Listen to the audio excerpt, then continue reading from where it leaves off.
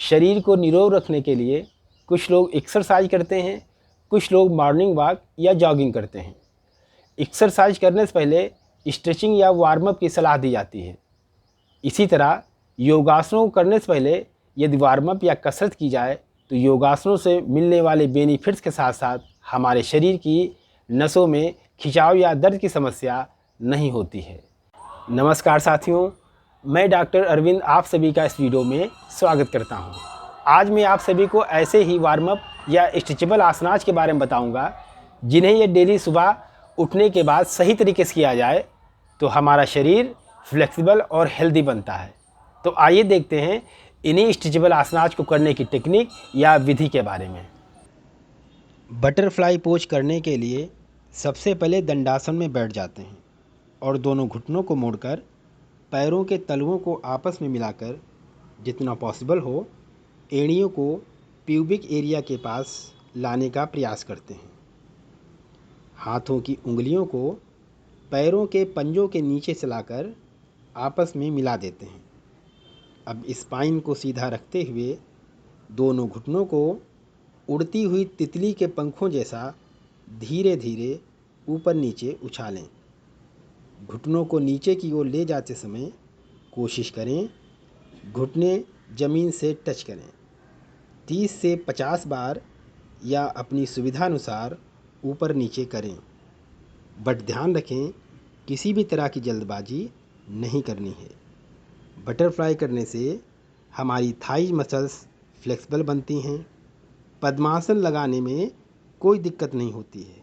Intestines active होने के साथ साथ यूरिनरी ऑर्गन्स स्ट्रांग बनते हैं। महिलाओं में मासिक धर्म संबंधी सभी प्रकार की समस्याओं को दूर करता है।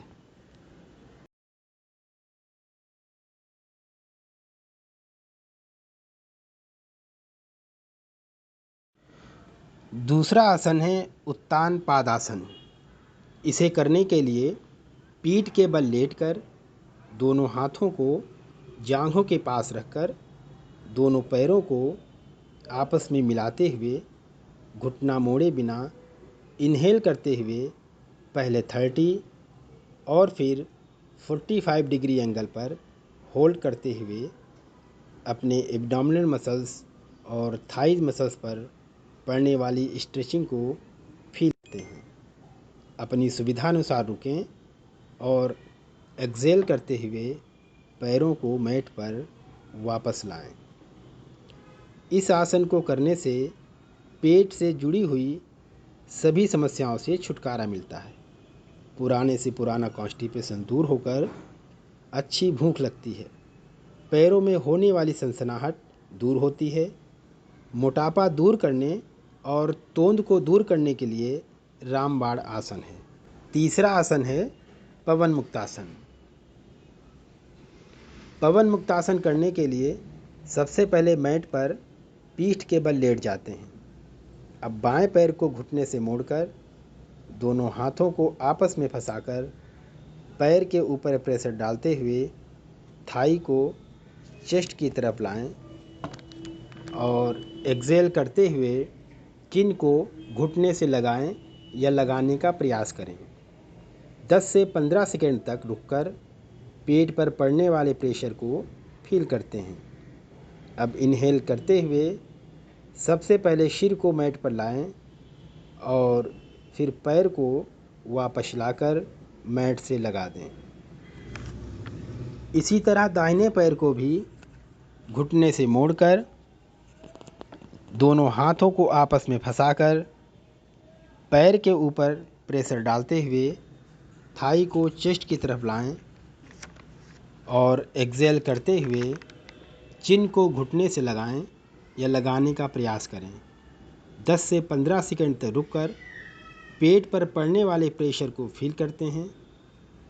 अब इनहेल करते हुए पहले सिर को मैट पर वापस लाते हैं और फिर पैर को वापस लाकर मैट से लगा देते हैं। अब दोनों पैरों को एक साथ मोड़कर हाथों से फंसाकर दोनों थाइस को चेस्ट से लगाकर एक्सेल करते हुए चिन को दोनों नीज से टच करते हैं और पेट पर पड़ने वाले प्रेशर को फील करते हैं।